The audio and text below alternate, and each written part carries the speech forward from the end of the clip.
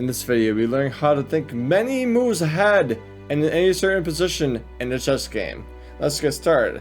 So the first thing is it's a wrap-up process. You get to have training in order to do this ability to think about 2 moves ahead, even 10 moves ahead. It's a process to ramp up with. You don't automatically just have one training session, okay, go. You have the superpowers, you can think about 10 moves ahead. No, you have to ramp up and have the muscles to train. First of all, you need to know how to train your muscles to be able to think 2 moves ahead, even 5 moves ahead. And I'll just give you the categories on how to train effectively and have your foresight be sharp and visualization skills be really deep. So the first method to gain this power, ability, and practice is to know tactical themes. Research tactical themes. Practice tactical themes. These are all one bunch of a point. So you need to know how to do a skewer and then do a fork. So do a skewer first and then do a fork. What is a skewer? Basically, a skewer is when I go rook f7. If the king moves away to, say, the side or backwards, then the queen behind the king will be taken for free. So if the king takes the rook, of course, it's the best move, then we need to know a fork. A fork is when we have a check or just attack of 2 pieces, and one of them has to drop because the other one of them has to move, and there's no way to defend both, and there will be loss of a piece. In this case, the king has to move, and the queen will be lost, and we have a knight and a pawn versus the king, which is actually a win. The second theme about improving your visualization and foresight is this one, and looking at pawn promotion races. This one example is a 5-move sequence, but you don't have to know 5 moves. You just have to make the moves that make sense to make it easier for yourself and not break your brain. So if you're white, the only move that makes sense is to push your pawn to go promotion score on h8. That's the only move that makes sense, so do it.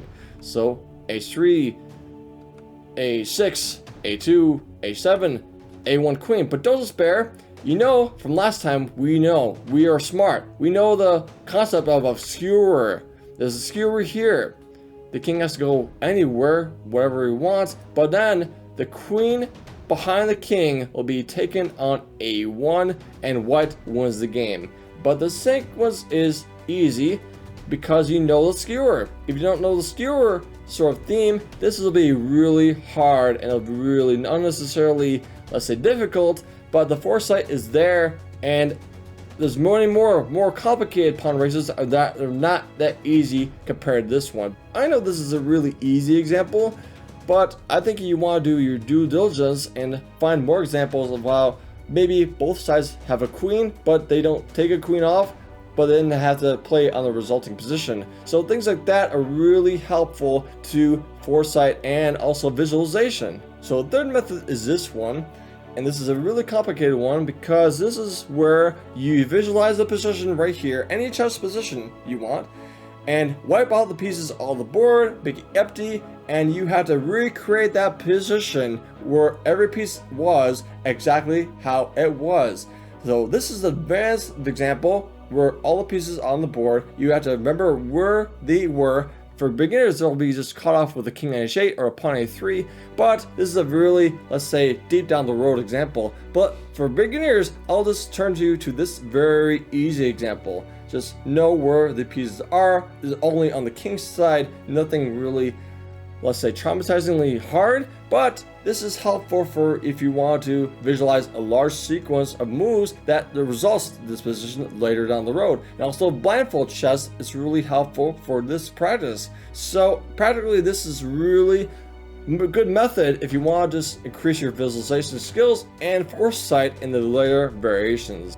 So the final method is this one, very essential in order to play king and pawn endgames.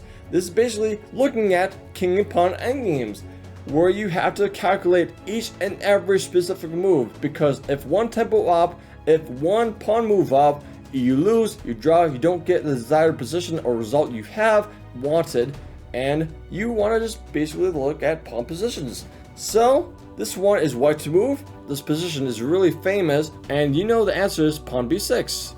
The black pieces took their, let's say, the a pawn, then we had to do another sacrifice, D6. They took that one, but the end goal is to have this last remaining one to promote to the end square, and there's no stopping it, and the game is over. So if you think about it, this is a 3-move sequence.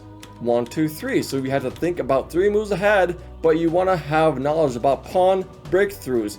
So instead of using this logic of, let's say, if you take back, you have to take that, like checkers. No, just you bypass them and just saying, I want to promote. So the bypass is way more, let's say, important than taking things because you can.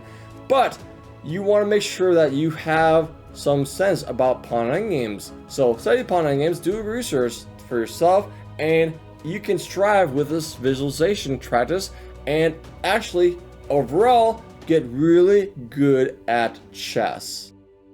Hey, check this video out to make sure that you get more important information to bring your chess to the next level.